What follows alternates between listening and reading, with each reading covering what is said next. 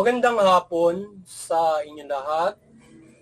Ito po si Herbert Curia, author, promoter ng Bible Lights Promotions. Kakibat ang ating pananalig sa ating banal na Panginoon Diyos, banal na Panginoon sa Kristo, at gabay ng kaliwan ng galing banal na Santa Maria, ay ating pong ibinabahagi sa inyo sa linggong ito. Ang mensahe ng ating banal na Panginoon Diyos. Ang tema ng mensahe ng ating banal na Panginoon Diyos ay Jesus Christ is our hope to God and solutions for all. Ngayon po ay babasahin ko sa inyo ang mga mensaheng ito ng ating banal na Panginoon Diyos sa pamamagitan ng ating banal na Panginoon Kristo mula po dito sa mabuting balita ng paghahari ng ating banal na Panginoon Diyos sa pamamagitan ng banal na Panginoong Kristo. At ayon po dito sa 1 Juan Kabanata 3, talatang 7 hanggang 5, ito po ang mensahe. Mga anak, huwag kayong padaya kanino man. Ang sino mang gumagawa ng mabuti ang sino mang gumagawa ng matuwid ay matuwid, katulad ni Kristo. Ang nagpapatuloy sa pagkakasala ay kampo ng dyablo, sapagkat sa simula pa ay gumagawa na ng kasalanan ang dyablo. At naparito ang anak ng Diyos upang wasakin ang mga gawa ng dyablo. Pagpatuloy po natin sa Hebreo Kabanata 10, talatang 23 hanggang 24. Ito po ang mensahe. Magpakatatag kayo sa ating pag-asa at huwag mag-alinlangan, sapagkat tapat ang nangako sa atin. At sikapin nating mapukaw ang damdamin ng bawat isa sa pag-ibig sa kapwa at paggawa ng mabuti.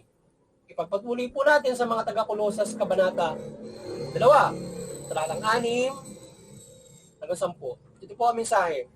Yamang tinanggap niyo si Kristo Jesus bilang Panginoon.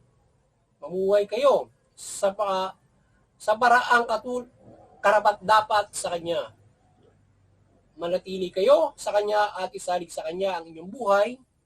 Pagpakatibay kayo sa pananampalataya. Pananampalatayang itinuro sa inyo at laging magpasalamat sa Diyos. At dahil sa inyong pakipag-isa sa Kanya, naging ganap ang inyong buhay, sakop niya ang lahat ng kapangyarihan at kapamahalaan. Pagpatuloy po natin sa mga taga-Epeso, Kabanata 3, talatang 17 hanggang 19. Ito po ang mensahe.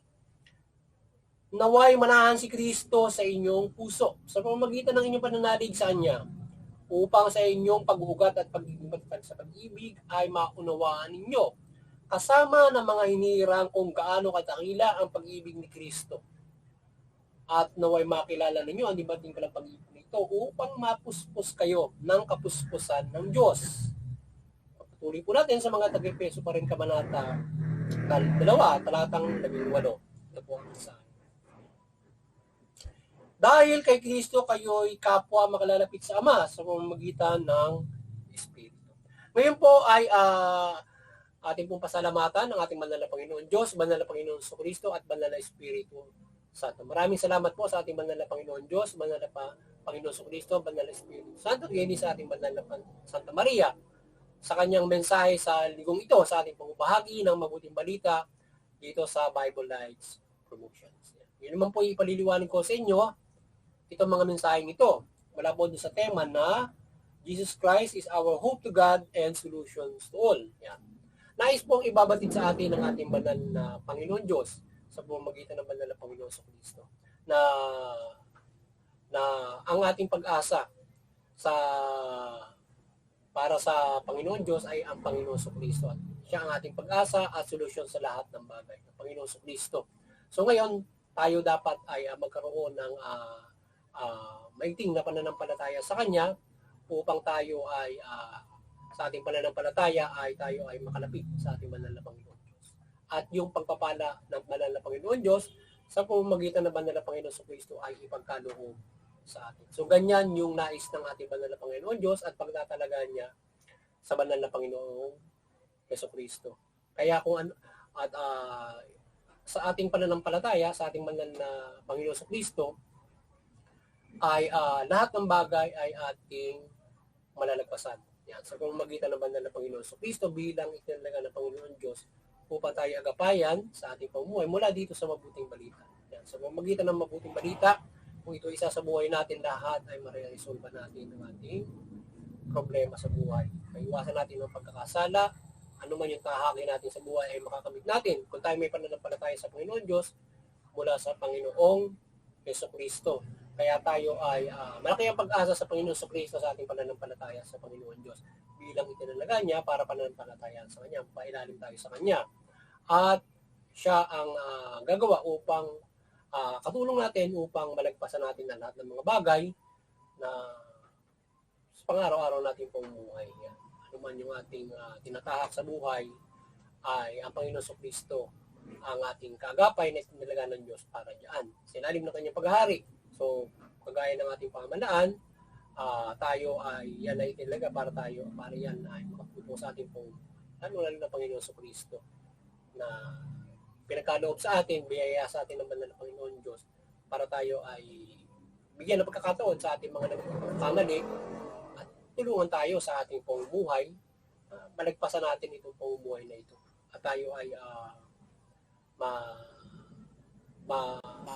makapamuhay ng ayon sa kalooban ng ating banal na kaya tayo ay magkaroon ng may pananampalataya sa ating banal na Panginoon. So, kaya tayo dapat ang Panginoon sa Kristo ay palaging sa puso natin yung kanyang gawa ay ating tularan. Sa ngayon ay ang lahat ng bagay ay kukunin natin sa lahat ng sa mabuting bagay sa pananampalataya natin sa banal na Panginoon. Everything na ating tatahakin ay dadaanin natin sa mabuti mula sa gabay ng ating banal na Panginoon. O ang ating hakbangin ay ayon sa kalooban ng banal na Panginoon mula sa tulong gabay at aral ng Panginoon sa Kristo. At makakamit natin lahat niya. At ngayon, kung tayong lahat ay magkakaisa sa pananampalataya sa Panginoon sa Kristo, mariresolba natin yung lahat ng mga bagay. Kung ano ba yun sa pamahalaan, kung sila'y maliliwanagan, so mariresolba natin yung problema sa pamahalaan. Kung mayroong anumang sigalutan dyan at anumang nangyayari sa atin sa bansang ito. Kung tayo nagkakaroon ng pagkakawatak-watak, tayo ay manampalataya sa Panginoon sa Kristo para tayo mabuklod mula sa Kanya sa ating pananampalataya. At tayo gagabay ng Diyos para mapangyari ang ating nais na tayo ay mabuklod sa pananampalataya natin sa Panginoong Yeso Kristo, hindi lamang mula sa ating mga gawa at nais at pananampalataya, kundi yung pananampalataya natin gagawa, syempre, ang ating banal na Panginoon. Para matulungan tayo niyan, para diyan sa ating pagkakaisa na yan, at tayo ay maiadya doon sa mga masamang mga gawa. So, yan. Kaya tayo tutulungan niya para yung ating tentasyon ay maalis o yung tayo ay makaiwas sa paggawa ng masama. Sapagkat kung sa usapin ng paggawa ng hindi mabuti, tayo ginagabayan niya para hindi ito magdulot ng kaguluhan, pagkakawatak-watak at saka hindi mabuti sa isang bansa, diba? So kaya kung tayo ay mananampalataya sa Kanya, iba yung kapayapaan na idudulot nito sa ating bansa at iba yung kaunlaran. Kaya yung pananampalataya natin sa Panginoon, mula Panginoon sa Kristo, maraming pagpapala ang tatambuhin ng ating bansa. Mula individual at ang buong bansa natin. At hindi lamang buong bansa, kundi ang buong mundo. Kung tayo magkakaya sa pananampalataya sa Panginoon sa ilalim ng banal na Panginoon sa Kristo. Bagamat, hindi naman lahat ng pananampalataya, may iba't iba tayong pananampalataya. Ngayon, ay pwede pa rin naman tayo magkaisa sa sinasabi nga nating interfaith unity para tayo ay mag-unawaan. But in our Christian faith, siyempre, ay gagaya ng mensahe ng banal na Panginoon Diyos sa atin, tayo magkakaroon ng malaking pag-asa sa pamamagitan ng kanyang anak o kanyang Panginoon sa Kristo at para i-resolve natin ang lahat ng bagay. So anything that bothers out at nakabother sa atin, nakakagulo,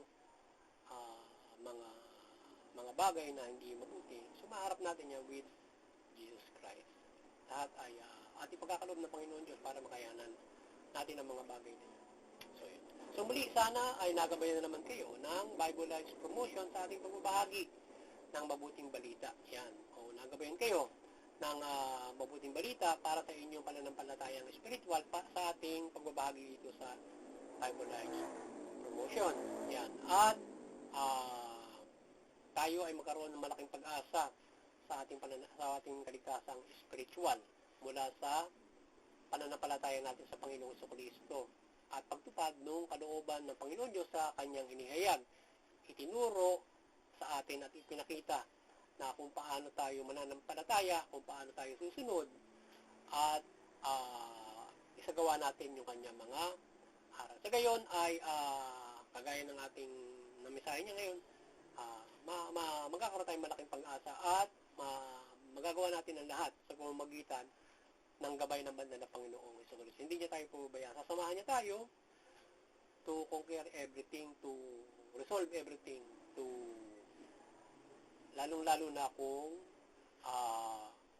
tayo ay ginugulo ng kasamaan ng mga demonyo. So, Jesus Christ will not, hindi tayo bumabayaan sapagkat sinasabi nga ng Panginoon Diyos ay ang Panginoon sa Kristo ay sinugo para sa akin yung gawa ng diablo. So, ibig sabihin na kung tayo ay mananaig ang kabutihan sa pananampalataya natin sa Panginoon Diyos sa ating pananampalataya sa Kanya. At ano man yung kung tayo ay may vision na isang bagay, may pangarap tayo, makakamit natin yan with the guidance of Jesus Christ in our faith. So yun. At sana patuloy tayong maliwanagan ng ating banal na Santa Maria, Panginoon Diyos, Panginoon Jesucristo at banal na Espiritu Santo mula sa gabay ng banal na Santa maliwanagan tayo lahat at tayo ay isabuhay ang mabuting balita sa ating pananampalataya sa Panginoon Diyos. Yan, tayo maliwanagan sa ating pananampalataya sa ating banal na Panginoon Diyos mula Panginoong Jesucristo. Yan. Sana tayo patuloy na gabayan ng kaliwanagan mula kay Banal Santa Maria at iba't ibang gabay ng himala pagmimilagro ng ating banal na Panginoon Diyos sa ating pagbabahagi ng mabuting balita. Yan. Sana gabayan niyo palagi ang ating pagbabahaging ito. At kayo ay gabayan din sa inyong pamumuhay, sa inyong mga tahanan, hindi lamang sa tuwing kayo ay magkinig sa ating pagbabahagi ng mabuting balita at kayo ay magabayan ng ating banal na kundi kayo magabayan kayo sa pang-araw-araw din ninyong pamumuhay at maliwanag. At sa lahat ay ang pagsasabuhay ng mabuting balita na siyang makapagdidigtas sa atin sa ating pamumuhay nito. Tayo magpasalamat kung tayo ay ginagabayan ng spiritual na paggabayo ng kaliwanagan ng Panginoon Diyos upang tayo ay lalong sumigla sa ating pananampalataya.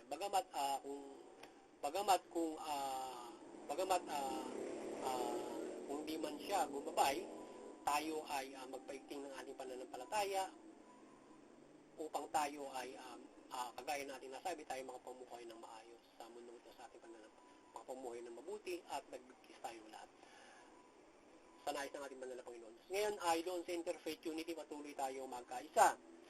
Unawain natin yung ating mga relihiyon, yung ating mga paniniwala, iba't ibang paniniwala, gayon din doon sa mga hindi naniniwala o nananampalataya.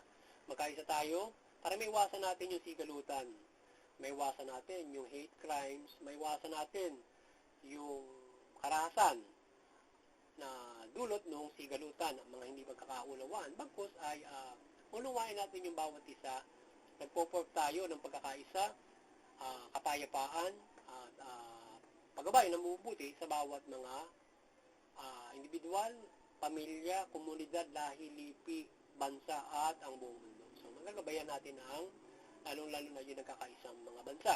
Yan. Sa ngayon ay kahit tayo ay mayroong nagkakaisang bansa, ay hindi pa rin naiiwasan yung mga sigalutan at labanan ng mga bansa at maging sa kakibat yung iba't ibang hindi pagkakaunawan sa mga relihiyon. Yan. At doon sa CBCP and Vatican Church ay maliwanagan kayo ni Banal Santa Maria. Patuloy po ninyo pagbuklorin yung sangkatauhan sa pananampalataya sa Panginoon Diyos mula Panginoon Jesucristo at mabuting balita. Yan. At sa ating munting kakayanan, tayo patuloy na nanampalataya ng paggabay ng ating Panginoon Diyos, Panginoon Jesucristo, Banal Espiritu Santo at Banal Santa Maria. Gabayan tayo ng kanilang kaliwanagan sa ating pagbabahagi ng mabuting balita at kayo ay ating patuloy na mahikayat at mapagbuklod sa pananampalataya sa Panginoon simula mabuting balita at Panginoong Kristo. Yan. Sana kayo ay ating mabuklod yan, kagapay ang kaliwanagang ito. Yan. Maliban dyan, yung mga kapamahalaan, maliwanagan kayo, mamahala kayo ng mabuti, matuwid. Tugunin niyo yung karapatang ng tao, magpairal kayo ng patas ng hustisya. Sa gayon, yung inyong mamaya makapamumuhay ng mabuti, maluwag, at sila higit ay makapananampalataya na lubos sa Panginoon Diyos, sa inyong pamamahala ng mabuting matuwid at protektado sila sa namang uri ng mga kasamaan at yung karapatan nila upang sila ay makapanampalataya ay kanilang nakakamit sa mabuting pamamahala ng bawat mga kapamalan, particular dito sa bansang Pilipinas. Magandang hapon sa inyo lahat. Sana